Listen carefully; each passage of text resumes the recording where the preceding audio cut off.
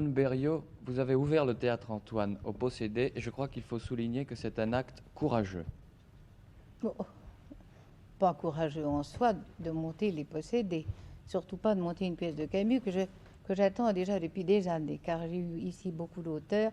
Évidemment, Camus n'était pas venu. Alors voilà, nous montons les possédés.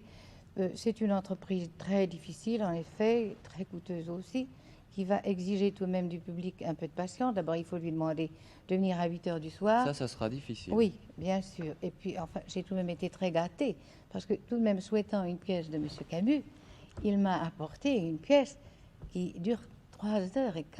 Mais c'est une pièce et demie. C'est merveilleux, je suis très gâtée. D'ailleurs, je suis persuadée que aussi bien le public du Théâtre Antoine, qui m'est très fidèle, que tout le public d'ailleurs, sera très gâté et sera ravi. Je ne peux pas vous demander, Albert Camus, de nous présenter les 26 personnages, mais au moins quelques-uns de vos acteurs. Eh bien, je vais d'abord vous présenter, dans l'ordre d'entrée en scène, M. Pierre Blanchard, que vous connaissez naturellement. Et qui connaît bien Dostoïevski, et qui doit un de ses plus grands succès, un film avec Dostoïevski. De vous, André, déclare dans le programme, Pierre Blanchard est un homme qui a une ombre.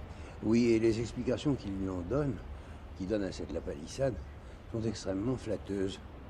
Alors je vous recommande de ne pas les prendre trop au sérieux parce que André Aubé est un très grand ami et un très grand poète. Mais je crois justement qu'on peut se fier au jugement de ceux qui sont à la fois des poètes et des amis. C'est une opinion. Oui. C'est une opinion que nous partageons. Et maintenant, je vais vous présenter Madame Tania Balachova, qui, dans l'ordre d'entrée en scène, suit M. Pierre Blanchard. Madame Balachova est russe, comme vous savez, par conséquent, toute désignée pour figurer dans les possédés. Et elle aime son rôle. C'est un rôle fort attachant, avec ses deux passions, l'une pour son fils Nicolas Stavrogin, et puis la deuxième qu'elle a cachée pendant 20 ans pour Stepan Trofimovitch Blanchard.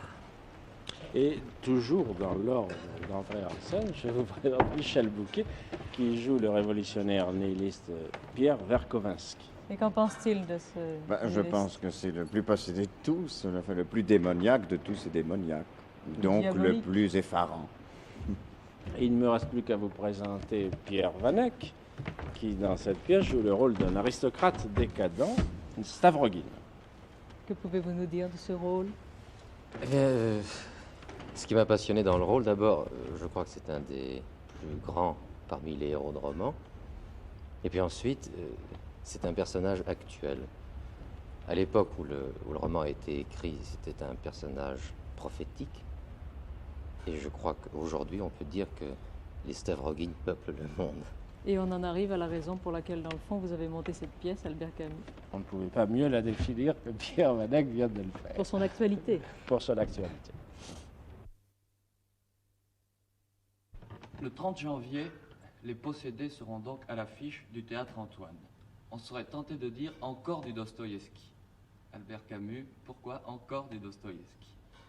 Eh bien, je crois que c'est parce qu'il y a eu beaucoup d'adaptations théâtrales de Dostoïevski, mais, ou du moins c'est l'impression qu'on en a. Mais finalement, il n'y en a pas tellement eu.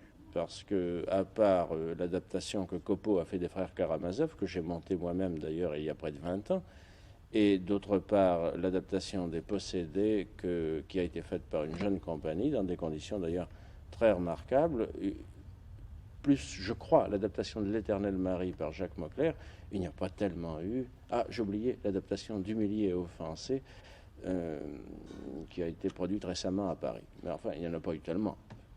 Pourquoi cet auteur qui n'a jamais écrit pour le théâtre exerce-t-il, si j'ose dire, un certain sex-appeal sur les hommes de théâtre? Eh bien, sex-appeal à part, n'est-ce pas? Je crois que c'est parce que il est véritablement un homme de théâtre. Il procède par dialogue, il procède par indication de mise en scène extrêmement précise, et la durée de ses romans n'a rien à voir avec la durée romanesque telle que, par exemple, Tolstoï l'a installée dans ses livres. C'est une sorte de temps par explosion, par raccourci, par condensation, et par conséquent, c'est le temps dramatique par excellence. Je suppose que bien qu'un fil théâtral court dans Les Possédés, vous vous êtes trouvé devant d'énormes difficultés matérielles. C'est quand même un roman qui fait plus de 1000 pages. Oui, je crois qu'il en fait 1200 à peu près. Et naturellement, ça a supposé quelques sacrifices. Ceci dit, je dois dire que j'ai été considérablement aidé par ce que j'appellerais la technicité de Dostoïevski en ce qui concerne le théâtre. C'est-à-dire que chaque scène est amenée d'une manière qu'un auteur dramatique envierait, et chaque scène se termine aussi par des coups de théâtre qu'il a suffi pour moi d'emmagasiner en somme. Il y a dans Les Possédés une foule de personnages dans le roman. Vous avez dû être obligé d'en sacrifier quelques-uns, je suppose. Eh bien, si curieux que ça paraisse, je n'en ai pas sacrifié beaucoup. Je veux dire que j'en ai sacrifié peut-être 6 ou 7 et qui encore m'ont paru secondaires. Pour tous les autres, ils figurent dans l'adaptation et tous leurs actes, ou toutes leurs scènes, si l'on peut dire, se trouvent reportés du roman dans l'adaptation. J'ai vu les affiches et le nom d'Albert Camus figure en plus gros caractère que celui de Dostoïevski. Vous ne vous êtes donc pas effacé derrière Dostoïevski. Et c'est une pièce d'Albert Camus ou une œuvre de Dostoïevski? Eh bien, moi, je n'ai pas vu les affiches parce que je n'ai pas eu le temps de m'en occuper. Et lorsque je les ai vues, j'ai fait remarquer que le contraire aurait dû être fait. Par conséquent, je m'efface réellement devant Dostoïevski.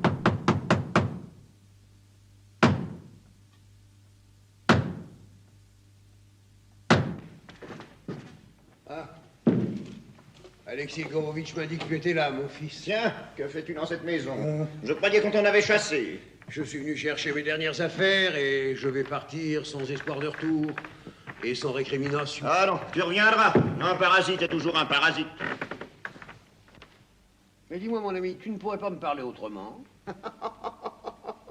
Non, et ne pleurniche pas. Tu es une vieille femme civique, larmoyante et pleurnicheuse. D'ailleurs, toute la Russie pleurniche. Heureusement, nous allons changer cela. Nous? Qui nous? Nous autres, les hommes normaux. Nous allons refaire le monde.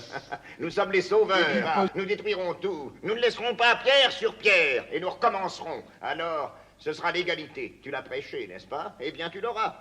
Et je parie que tu ne la reconnaîtras pas. Oh, je ne la reconnaîtrai pas si elle te ressemble. Non, ce n'est pas à des choses pareilles que nous aspirions, nous autres.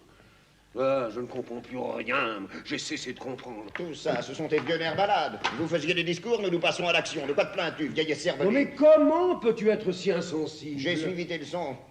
Il fallait, selon toi, être dur avec l'injustice. Oui. Convaincu de ses droits. Oui. Aller de l'avant, Oui. vers l'avenir. Bon, nous y allons. Et nous frapperons, dent pour dent. Ce qui compte, c'est le progrès. Mais non, fou que tu es. Shakespeare et Hugo n'empêchent pas le progrès, au contraire, au contraire. Ne t'excite pas. Hugo est une vieille fée, c'est rien de plus. Quant à Shakespeare, nos paysans qui vont au champ n'en ont pas besoin. Ils ont besoin de bottes, voilà tout. On leur en donnera tout de suite après avoir tout détruit. Et c'est pour quand? En mai. En juin, tous fabriqueront des chaussures. On me dit parfois, comment conciliez-vous dans votre vie le théâtre et la littérature? Eh bien, j'ai exercé beaucoup de métiers dans ma vie, par goût et par nécessité. Et il faut croire que je suis arrivé à les concilier tous avec la littérature, puisque je suis resté un écrivain. J'ai même l'impression que c'est à partir du moment où je consentirai à n'être plus qu'un écrivain que je cesserai d'écrire. Et pour le théâtre, en tout cas, la conciliation est automatique, puisqu'il est pour moi le plus haut des genres littéraires et, en tout cas, le plus universel.